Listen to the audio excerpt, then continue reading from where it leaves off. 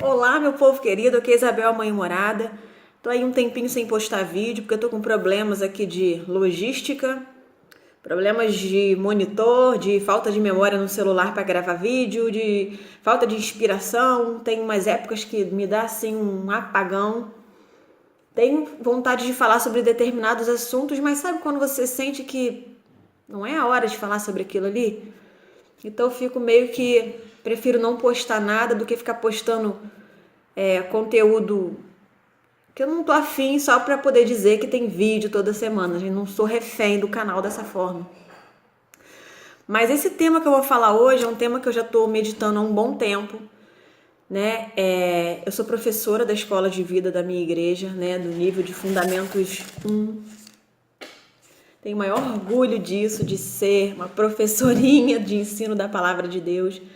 E esse módulo nós falamos sobre Antigo Testamento. Gente, para mim é uma viagem, assim, é um mergulho assim, profundo que não quero voltar. Eu quero ficar por lá, sabe? Se eu pudesse, eu fazia logo arqueologia, ficar por lá, ir embora lá para aquelas terras lá maravilhosas e ficar por lá.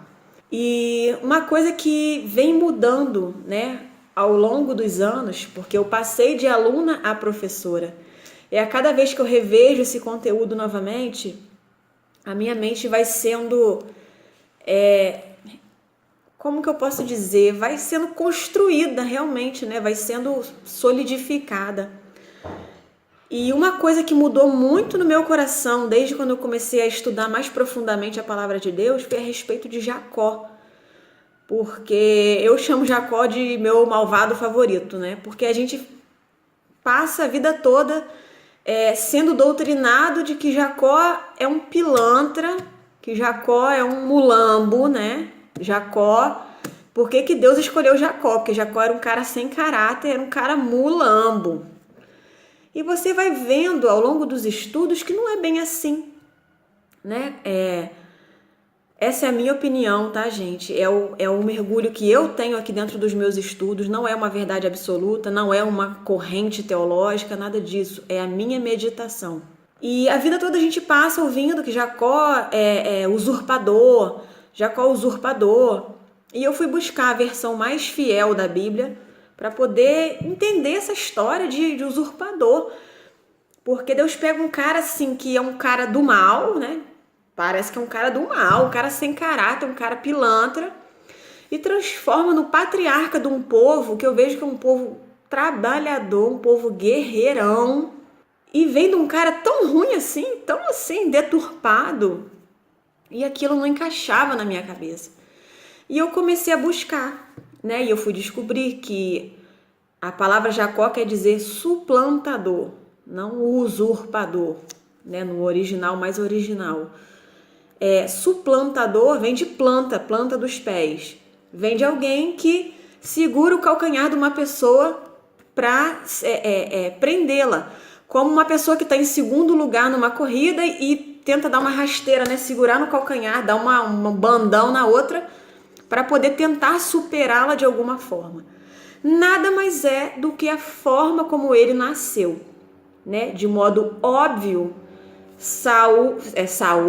Esaú foi chamado de cabeludo e Jacó foi chamado de suplantador, né? Porque era simplesmente ele nasceu agarrado no calcanhar do irmão. Acharam isso de repente até uma coisa interessante, uma coisa intrigante, uma coisa engraçada, um traço de personalidade dele, já de uma pessoa que vai atrás do que ele quer, né? E a gente vê que desde o ventre, a gente fala que Jacó foi pilantra e ele roubou a primogenitura do irmão. Não vejo dessa forma. Desde o ventre, Deus já tinha avisado que duas nações estariam no ventre e o maior serviria ao menor. Então, de qualquer maneira, Jacó teria que nascer em segundo lugar, né?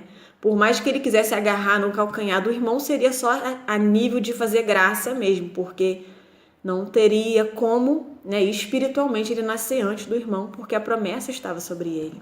E aí a gente vê nesse processo de Jacó de fazer essa troca da primogenitura com o irmão, a gente é muito focado, doutrinado a focar no caráter de Jacó, de ganância de Jacó. Mas a gente não olha para o caráter de desprezo, de desmazelo e de descaráter de Esaú. Porque Esaú, ele pega uma coisa que é espiritual, que é a primogenitura, que não é só um título de ser o irmão mais velho, mas de ser de ter o poder familiar, né, sobre toda a casa do pai dele. Seria o administrador, ele seria o juiz das causas internas daquela residência. Ele é que seria responsável por compra e venda de escravos, de funcionários, pela decisão a respeito de rebanhos, de colheitas. É muito mais do que ser um filho mais velho. O primogênito, ele decide até sobre casamento dos seus funcionários, enfim. É um prefeito, ele é o prefeito da família, né? Literalmente falando, é ele que manda ali, é o poder executivo daquela família. O legislativo e o judiciário também, né? Diga-se de passagem. Esaú chega num momento que ele tá com fome e o irmão, faz uma barganha com ele. Quer trocar pela comida, sua primogenitura? E a gente fica achando que Jacó é um pilantra, mas Jacó é estratégico. Ele tinha uma promessa de que ele seria senhor sobre o seu irmão. Então ele manda, vai que cola, né? E simplesmente Esaú sim é que demonstra uma falha de caráter nesse momento. Porque ele pega uma coisa que é espiritual, uma coisa que é eterna, e troca por uma coisa que é efêmera, que é uma necessidade humana básica. Isso também aconteceu com Jesus, tá? Você vai ver lá na tentação de Jesus que o inimigo vem para oferecer pão para ele. E ele fala, não é só de pão que vive o homem, mas de toda palavra que sai da boca de Deus. Eu serei sustentado pela minha fé em Deus. E Esaú não demonstra esse tipo de conduta, né? Na verdade, ele simplesmente fala, toma isso daqui, para mim essa porcaria não serve de nada nesse momento. E ele entrega, né? E Jacó fica. E você vê a falha de caráter de Esaú, que é tão assim marcante para mim, que mais lá na frente ele vai receber a bênção do pai, como se nada tivesse acontecido. Ele dá uma de João sem braço e chega lá e Jacó já foi na frente e recebeu a bênção. Né? Então a gente vê que ele não iria levar a cabo essa palavra que ele empenhou com o irmão dele. Ele ia dar uma de bobo, ia fingir que esqueceu e ia tentar ser o primogênito como se nada tivesse acontecido. Deixa eu socorrer uma criança aqui. Nem sei mais onde eu tava. Eu acho que eu tava falando de Esaú. E eu acho que ele não pretendia levar a cabo o trato que ele fez com o irmão dele, né? Então, na verdade, quem é mau caráter é ele. O mais nebuloso nessa história aí é justamente a manobra que Dona Sara, né? Dona Sara não. Como é que é o nome da mulher de Isaac? Rebeca. O mais intrigante é que Dona Rebeca... Eu tô aqui tentando lembrar o nome da mulher de Isaac, porque é Sara, Rebeca, um monte de mulher, Zilpa, Ana... E aí, o mais intrigante é que Dona Rebeca, né? Lembrando da promessa de que um filho menor seria senhor sobre o maior, muito provavelmente, ela tenta dar uma ajudinha pro destino, né? Ela tenta fazer uma manobra aí pro destino concretizar aquilo que Deus prometeu. Como se Deus não fosse capaz de fazer isso por sua própria conta, né? Enfim. Mas aí tem aquela coisa, aquele episódio que ela dá uma disfarçada ali no Jacó, para que ele se parecesse com Esaú. Isaac, já cego, ele entrega a bênção para o filho Jacó, pensando que é Esaú, né? Eles ainda passam o maior papo de caô. Mas você tá peludinho, mas a sua voz tá diferente. O cheiro é de um, mas não sei, tá me lembrando o outro de alguma forma. Eu acredito, sinceramente, que se eles chegassem diante do pai, Isaac, e explicassem o que aconteceu, que Esaú deu esse mole aí, eu acho que Isaac iria abençoar Jacó de qualquer forma, porque eles eram apegados a essas tradições. Não precisaria fazer esse teatro aí, essa fuleiragem toda aí. Mas quis o Senhor que isso acontecesse. Eu acho que a bênção seria entregue de um jeito ou de outro. Mas para mim o mais intrigante, né, que para mim é o ápice da história de Jacó, não é nada disso. É um momento que chega já no final da sua vida, depois de tudo aquilo que aconteceu no Egito, né? José morreu, que não morreu, né? Ele passa esse luto, essa amargura, e ele transfere esse amor para Benjamim. permanece na terra dele até que vem esses anos de miséria. E eles, já sem opções, eles são forçados a irem ao Egito. Eu imagino assim que o Egito devia ser uma terra bastante rica de qualquer modo, né? Mas era uma viagem bem distante. Então a última opção se tornou realmente ir ao Egito, buscar alimento, buscar alguma opção de vida. E aí a gente chega nesse momento em que os irmãos vão ao Egito, né? A história tá lá por Gênesis 40, enfim, por aí assim. É uma história bem legal de se ler, bem interessante. E chega ao ponto de que José se revela aos seus irmãos. Né? Depois daquelas coisas de deixar o irmão preso, pra testar e tal, pra ter um motivo pra poder buscar o pai.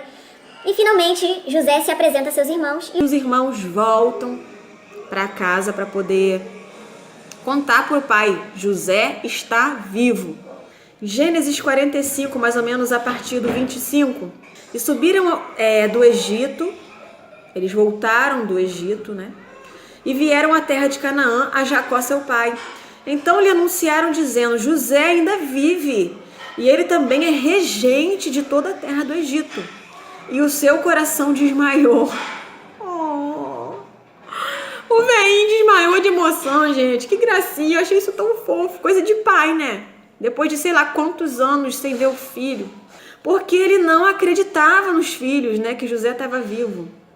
Porém, havendo eles contado todas as palavras que José falara, e vendo que os carros de José, né? Que José enviou para buscá-lo, com toda aquela regalia para ir para o Egito, né? Reviveu o espírito de Jacó, seu pai, né? Passou o chilique e ressuscitou. E disse Israel: basta, ainda vive meu filho José, eu irei e o verei antes que eu morra. E aí passa o capítulo 46. E partiu Israel com tudo o que tinha e veio a Berseba e ofereceu sacrifícios ao Deus de Isaque, seu pai.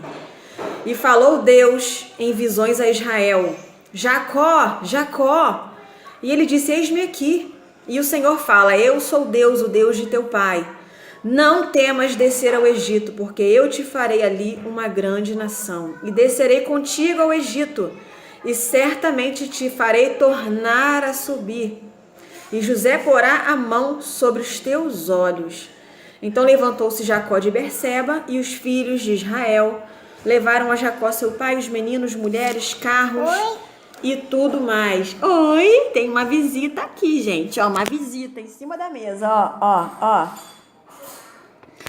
E aí, o que acontece? Eles pegam Jacó e levam, né, pra ver o seu filho. Porém, uma coisa marcante para mim. Jacó, por mais desesperado que ele estivesse para ver o seu filho José, ele para em Berseba, que é na beirada já do Egito, ele não entra. Ele para em Berseba, oferece sacrifícios a Deus e espera uma confirmação de Deus para que ele vá até o Egito ver seu filho. Parece uma coisa muito boba, mas aí você tem um pulo do gato. E aí, gente, nesse momento você vê assim uma característica de Jacó que eu desconhecia e que me marcou. Jacó, ele para tudo, né? Apesar dele estar naquele desespero para ver seu filho, ele para tudo e pede uma confirmação a Deus antes dele entrar no Egito para ver o seu filho José. Então isso para mim revela uma grande maturidade, uma grande fé, um grande temor de quem Deus é e de obediência a Deus. É um cara maduro, um cara temente a Deus, e o temor dele ao Senhor supera o desespero dele de rever o filho dele que estava morto, né? Então você vê, quem é que faz uma coisa dessa, se não uma pessoa que realmente ama a Deus com todas as suas células. Ele sempre teve assim um afeto especial por José, pelo caráter de José, né? De repente eu acho que ele se via um pouco em José, um ideal de caráter, né? José seria um ideal de caráter que ele gostaria de ter sido desde o começo, vai saber. Mas para mim esse é o aspecto mais marcante de Jacó, essa fidelidade, esse temor e esse apreço por Deus que supera até o amor e o desespero que ele tinha por rever o seu filho que tinha morrido.